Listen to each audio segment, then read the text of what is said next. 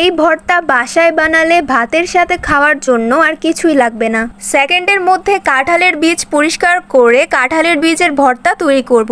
আসসালামু আলাইকুম everyone, welcome back to my channel Zakia cooking studio. কাঁঠালের বীজ থেকে খোসা ছাড়ানো অনেকের কাছে একটু ঝামেলার মনে হয়। কিভাবে খুব সহজে কাঁঠালের বীজ থেকে খোসা ছাড়িয়ে নেবেন সেটাও আমি আজকে এই ভিডিওতে শেয়ার করব।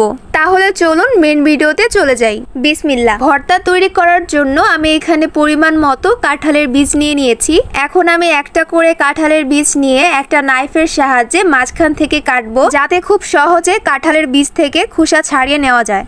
এক এক করে আমি সবগুলো কাঁঠালের বীজ থেকে খোসা ছাড়িয়ে নিয়েছি। এভাবে একটা নাইফের সাহায্যে কাঁঠালের বীজ মাঝখান থেকে কেটে আপনি খোসা ছাড়িয়ে নিতে পারবেন। কাঁঠালের বীজ থেকে সাদা খোসা ছাড়িয়ে নিয়েছি, এখন লাল খোসা ছাড়িয়ে নিব। একটা বাটির মধ্যে কুসুম গরম পানি নিয়ে তার মধ্যে আমি 2 চামচ পাতিলেবুর রস দিয়ে দিলাম। এখন কাঁঠালের বীজগুলো আমি 5 থেকে 7 মিনিটের জন্য ভিজিয়ে রাখবো। বীজগুলো থেকে পানি বেশি নিতে হবে। 5 মিনিট পর ফিরে এসেছি, দেখুন পানিটাকে এরকম ঘোলাটে হয়ে গিয়েছে। কাঁঠালের বীজ থেকে খুব তাড়াতাড়ি খোসা ছাড়িয়ে নেওয়ার জন্য আমি এখানে একটা বোতল নিয়ে নিয়েছি।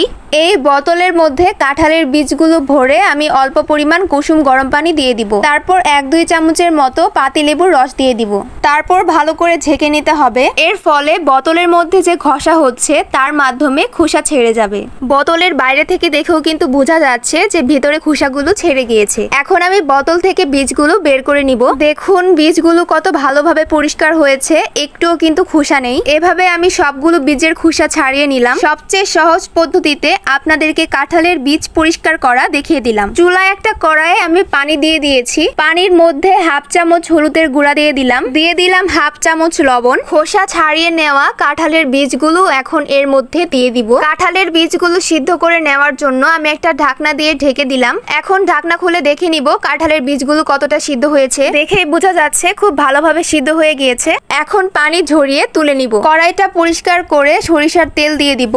পেঁয়াজ কুচি দিয়ে দিব। পেঁয়াজ কুচি এখন আমি খুব ভালোভাবে ভেজে নিব।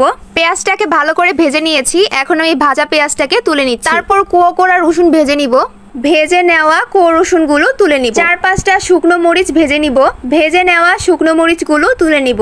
আর 1 চামচ কালো জিরা ভেজে নিব। ভেজে নেওয়ার পর তেলটা পরবর্তীতে ভর্তাতে দেওয়ার জন্য রেখে দিব। সিদ্ধ করে নেওয়া কাঁঠালের বীজগুলোকে পাটায় বেটে নিব। কাঁঠালের বীজগুলো যেহেতু সিদ্ধ করা, তাই বাটার সময় খুব সহজেই বেটে নেওয়া যাবে। একদম মিহি করে বেটে নিতে হবে। আমি সবগুলো কাঁঠালের বীজ বেটে নিয়েছি। আগের থেকে ভেজে নেওয়া মরিচ আর রসুন পাটায় থেতলে নিয়েছি। থেতলে নেওয়া শুকনো মরিচ আর রসুন এর মধ্যে দিয়ে দিব। আগের থেকে ভেজে নেওয়া পেঁয়াজের কুচিও এর মধ্যে দিয়ে দিলাম। কিছু পরিমাণ ধনেপাতা আর 1/2 চামচ লবণ দিয়ে দিলাম। কালো জিরার যে তেল রেখে দিয়েছিলাম সেটা একটু একটু করে দিব আর ভর্তাটা মেখে নিব। ভর্তাটা কষে কষে মেখে নিব। ভালো করে তেল দিয়ে মেখে নিতে হবে। ভর্তা যত ভালো করে মাখা হবে তত মজা লাগবে। এই ভর্তা দিয়ে 2 প্লেট ভাত অনায়াসে আপনি খেয়ে ফেলতে পারবেন। গরম ভাতের সাথে এই ভর্তা বেস্ট কম্বো। আপনার যতটুকু তেল দরকার সেই পরিমাণ তেল অল্প অল্প করে দিয়ে দিবেন আর মেখে নিতে থাকবেন।